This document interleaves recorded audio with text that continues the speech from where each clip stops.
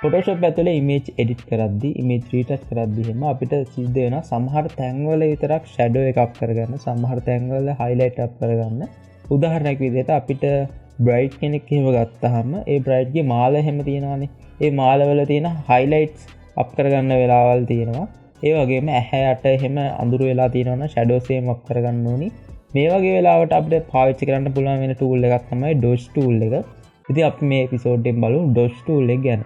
මම මනුෂ්‍ය නිර්මාල් photo editing වලට වීඩියෝ එඩිටිං වලට සහ ඇනිමේෂන් වලට හැම ඉන්ට්‍රස්ට් එකක් තියෙන කෙනෙක් ඉන්නවා නම් මේ channel එක subscribe කරන්න. Photoshop ඇතුලේ වම් පැත්තේ තියෙනවා මෙන්න මෙතන dodge tool එක. ඉතින් මේකේ short key එක තමයි O. අපිට මේ tool එකේ option bar ගැන කතා කරද්දී පොඩි option bar එකක් තියෙන්නේ.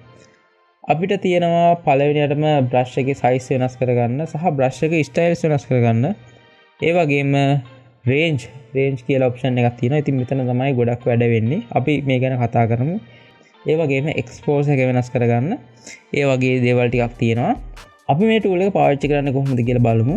අපිට අවශ්‍ය නම් සමහර තැන්වල shadows එහෙම up කරගන්න. දැන් උදාහරණයක් විදිහට මේ වගේ තැනක shadow එක මට up කරගන්න ඕනි. ඉතින් මට පුළුවන් මෙතන මේ shadows වලට ගිහිල්ලා අපිට මේකේ expose එක අවශ්‍ය විදිහට control කරගෙන මෙන්න මේ විදිහට shadow එක up කරගන්න. මෙන්න මේ වගේ බලාගන්න before and after.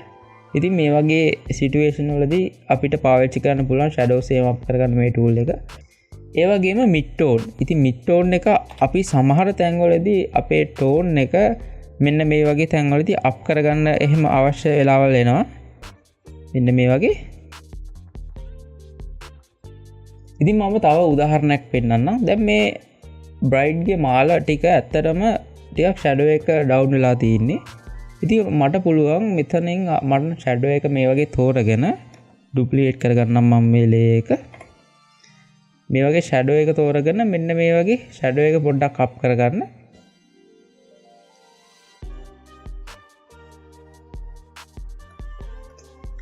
බලාගන්න පුළුවන් shadow එක සෑහෙන දුරට up වුණා. හැබැයි තව ප්‍රශ්නයක් තියෙනවා.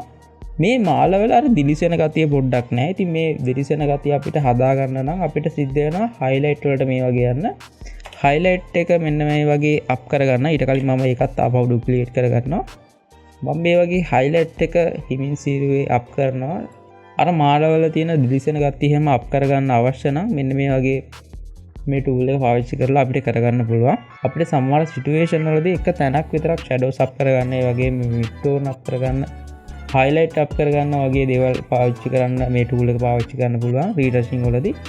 ඉතින් මේ episode එකෙන් මට ඔය ටික තමයි කියන්න ඕනේ. මේ series එකත් එක්ක ඉන්නවා නම් like කරන්න, comment කරන්න තියෙන අඩුපාඩු සහ ඔයගොල්ලෝගේ ප්‍රශ්න මොනවාට තියෙනවා නම් ඒ වගේම subscribe කරන්න. එහෙනම් ඊළඟ episode එකෙන් හම්බෙමු.